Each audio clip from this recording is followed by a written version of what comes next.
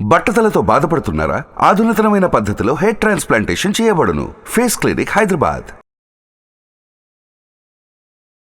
నమస్తే, welcome to Suman TV. నేను విష్ణు. ప్రస్తుతంతో పాటు మార్కెట్ అనలిస్ట్ రేవంత్ చలమలా ఉన్నారు. వారితో మాట్లాడదాం.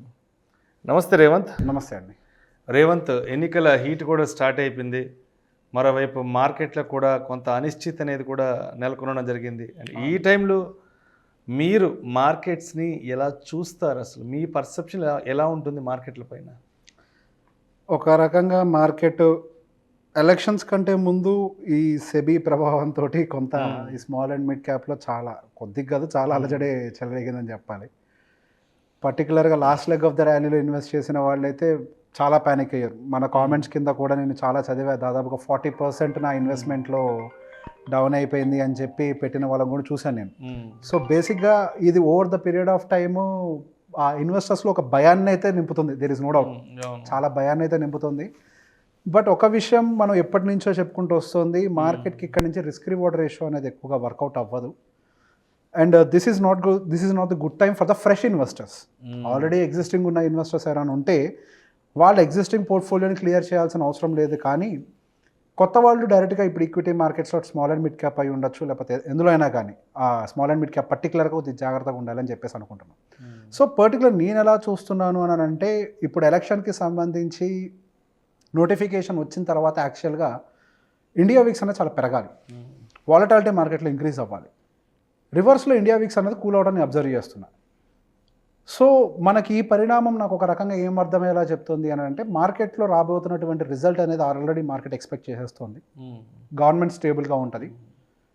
సో పెద్దగా వాలటాలిటీ మార్కెట్లో ఉండాల్సినటువంటి అవసరం అయితే లేదు. అండ్ ఏదైతే గవర్నమెంట్ ఫామ్ చేయకపోతుందో ఆ election based rally, winnowing rally ఏదైతే ఉందో అది ఆల్రెడీ మార్కెట్లో కొంతవరకు వచ్చేసింది, ఆల్రెడీ ఫ్యాక్టర్ అయిపోయింది. అండ్ పర్టికులర్గా మనకి డిసెంబర్లో జరిగిన rally, election rally, only election rally, అది హ్యూజ్ గ్యాప్ అప్ అండ్ అక్కడి నుంచి హ్యూజ్ ర్యాలీ. సో బేసిక్గా ఎలక్షన్ని ఫ్యాక్టర్ చేసేస్తే ఆల్రెడీ మార్కెట్ మూవ్ అయిపోయింది. పెద్ద ఎత్తున ఇంకేం మూవ్మెంట్ ఉండదు. ఉన్నా కానీ అగైన్ ఐఎమ్ టెల్లింగ్, మ్యాక్సిమం 25 PEకి వెళ్ళిపోయి రివర్స్ అవడానికి ఎక్కువ స్కోప్ ఉంది రిస్క్ రివార్డ్ రేషియో ప్రకారం. సో ఇది ఎలక్షన్కి పాయింట్ ఆఫ్ వ్యూ. అండ్ ఇక్కడ ఇంకా మంచి విషయాలు ఏమి లేవా అంటే ఉన్నాయి. గ్లోబల్గా చూసుకున్నప్పుడు కూడా మొన్న జరిగిన ఫెడ్ మీటింగ్లో ఇంట్రెస్ట్ రేట్ కట్స్కి సంబంధించి క్లియర్గా మేము ఇన్ని చేస్తాము అని క్లియర్గా ఏం నోటిఫికేషన్ ఇవ్వనప్పటికీ ఈ ఇన్ఫ్లేషన్ కంట్రోల్ చేసే క్రమంలో మనకి అప్స్ అండ్ బంప్స్ ఉంటూనే ఉంటాయి. అంటే మనకి స్పీడ్ బ్రేకర్స్ లాగా మధ్య మధ్యలో కొన్ని డేటాస్ పెరుగుతూ ఉంటాయి, తగ్గుతూ ఉంటాయి. మనం ప్రతి డేటాని కన్సిడర్ చేయాల్సిన అవసరం లేదు. ఈ కంట్రోల్ చేసే ప్రయత్నంలో ఇటువంటి చిన్న చిన్న డేటాస్ వస్తూనే ఉంటాయని ఒక విషయం చెప్పడంతో ఓకే, మధ్యలో ఏమన్నా ఇన్ఫ్లేషన్ పెరిగినా కానీ ఫెడ్ దాన్ని పట్టించుకోదనే ఒక పాజిటివ్ న్యూస్ అయితే మార్కెట్కి వచ్చింది. సో దాని ప్రభావం గత 2 రోజులుగా మార్కెట్ కొంత బులిష్గా క్లోజ్ అవ్వడం మనం చూస్తూనే ఉన్నాం. అది ఒక రకంగా గుడ్ న్యూస్. యూకే సంబంధించి కూడా గమనిస్తే ఇన్ఫ్లేషన్ దాదాపు 11కి కూడా చేరుకున్నట్టుంది. నేను ఇవాళే ఆయన Instagram account prime minister account చూశాను ఇన్స్టాగ్రామ్లో. ఆయన పోస్ట్ చేశారు ఇవాళ, all the way from 11 to almost 3.5%కి వచ్చేసింది ఇన్ఫ్లేషన్ అని. That's a good thing.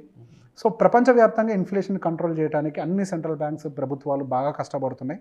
ఒక రకంగా అవి ఆ స్టేజ్కి కూడా వచ్చేసాయి. ఇన్ఫ్లేషన్ కంట్రోల్ చేయడానికి అయితే ఎటువంటి ప్రాబ్లం అయితే లేదు ఇంకా అని ఒక క్లారిటీ కూడా నాకు కనిపిస్తుంది. Going further they will control the inflation, అది కూడా ప్రాబ్లం లేదు. సో ఇదంతా పాజిటివ్ సైడ్. సో నెగిటివ్ సైడ్లోకి వచ్చేసరికి మనకి ఈ రిసెషన్ ఫియర్ అయితే ఇంకా పోవట్లేదు. ప్రాక్టికల్గా అటు మనకి యూఎస్కి సంబంధించి చూస్తే almost 50% of the states recession hit అయినట్టుగానే డేటా కనిపిస్తుంది. 50% ఆఫ్ ద స్టేట్స్. సో బేసిక్గా మనకి ఎలక్షన్స్ ఇప్పుడు ఉంటున్నాయి కాబట్టి డేటాస్ కంప్లీట్గా బయటికి రావట్లేదు. సహజంగా పొలిటికల్ మ్యానిపులేషన్ కొంత ఉంటుంది ఎలక్షన్స్ టైంలో. సో ఈ డేటా మ్యానిపులేషన్ కూడా ఏమైనా జరుగుతుందా అనేది కూడా ఒకసారి మైండ్లో థాట్ పెట్టుకోవాలి. అండ్ దాంతోపాటుగా ఇండియా జీడిపి నెంబర్కి సంబంధించి కూడా చాలా ఆర్గ్యుమెంట్స్ జరిగాయి. అండ్ సో దాన్ని కూడా మనం 100% మనం వచ్చిన 8% జీడిపిని కన్సిడర్ చేయడానికి అయితే లేదు. అండ్ మోర్ ఓవర్ ఇండియాలో కూడా ఇప్పుడు ప్రెసెంట్ మార్కెట్ కండిషన్ చూస్తున్నట్లయితే అంత స్టేబుల్గా, అంటే స్టాక్ మార్కెట్ కాదు, ఫిజికల్ మార్కెట్స్ పరంగా చూస్తున్నట్లయితే బయట బిజినెస్లు కూడా అంత బాగా నడవట్లేదు. సో బిజినెస్లు గోయింగ్ ఫర్దర్ మంచి నెంబర్స్ని పోస్ట్ చేయడం కూడా కష్టమేమో అని ఒక ఫీలింగ్ నాకు వస్తుంది. అండ్ బ్యాంక్స్ కూడా గోయింగ్ ఫర్దర్ మంచి నెంబర్స్ని పోస్ట్ చేయమని ఒక ఫియర్ కూడా నాకు క్రియేట్ అవుతుంది. సో ఇప్పుడు ఎలక్షన్ ఉంది కాబట్టి చాలా డేటాస్ బయటికి రావట్లేదు అని నేను అనుకుంటున్నాను. ఇప్పుడు మీరు ఎలక్షన్ రిలేటెడ్గానే అడిగారు. ఎలక్షన్ రిలేటెడ్గా పాజిటివ్ సైడ్ కూడా చెప్పాను నేను. ఏంటి మనకి ఫెడ్ రిలేటెడ్గా డేటాస్ కొంత స్మూత్గా చెప్తున్నారు. అండ్ రేపు ఆర్బీఐ మీటింగ్ కూడా ఉండబోతుంది. ఆర్బీఐ వాళ్ళు కూడా స్మూత్గానే డేటాని చెప్తారు.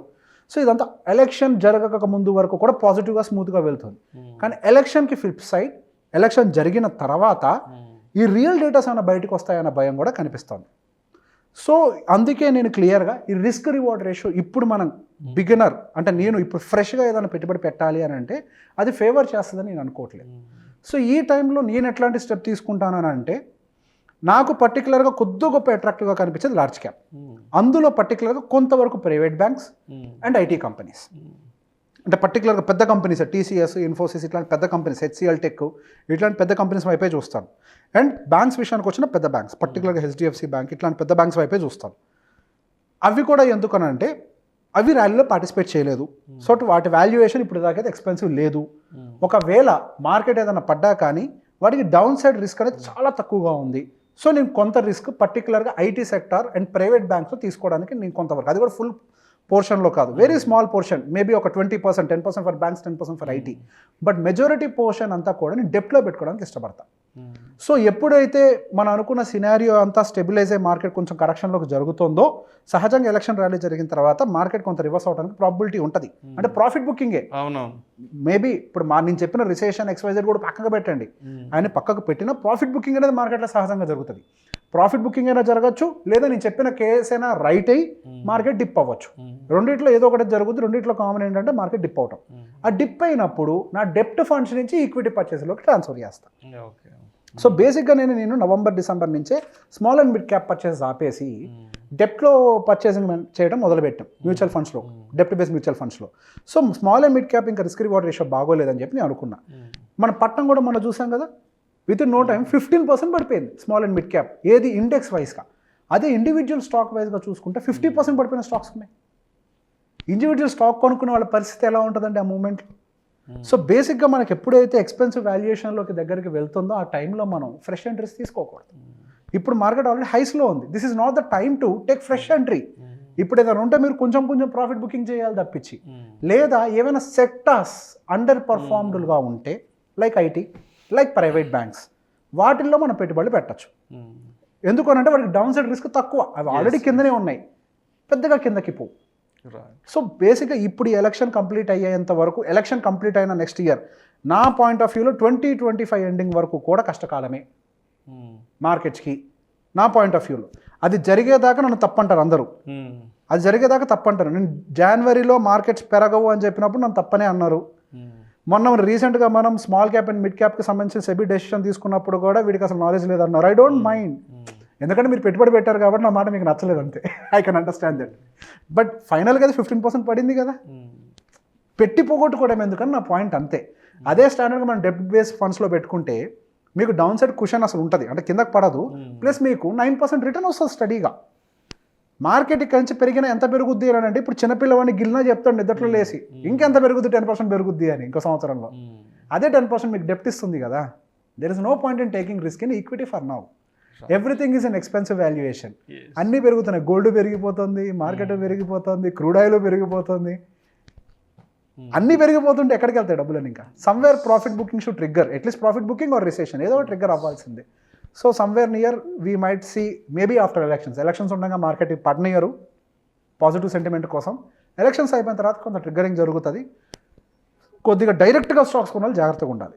మ్యూచువల్ ఫండ్లో పెట్టిన వాళ్ళనంటే they will take care, rebalancing the fund అదంతా వాళ్ళు చూసుకుంటారు. కొంతవరకు కుషనింగ్ ఉంటుంది. ఇక్కడ 40 పడితే అక్కడ 20 పడుద్ది. సో అక్కడ పెద్ద భయపడాల్సిన అవసరం లేదు. బట్ డైరెక్ట్గా స్టాక్స్ కొంటేటప్పుడు మాత్రం నేనైతే డైరెక్ట్గా స్టాక్స్ కొన్నా ఇప్పుడు. Right. Yes. Thank you so much Revanth. Thank you అండి. ఎన్నికల ఫియర్ మార్కెట్స్పై ఏ విధంగా ప్రభావం చూపిస్తుంది, అండ్ మార్కెట్లో కొత్తగా వచ్చేవాళ్ళు ఎస్పెషల్లీ ఈ టైంలో ఎలా ఉండాలి, అండ్ మార్కెట్ ఎలా రియాక్ట్ అవ్వబోతుంది అనే అంశాల గురించి చాలా చక్కగా మీ విశ్లేషణ తెలియజేశారు. Thank you so much sir. Thank you అండి. సుమన్ టీవీలో మీ పర్సనల్ అండ్ బిజినెస్ ప్రమోషన్స్ కోసం కింది నెంబర్కి కాంటాక్ట్ చేయండి.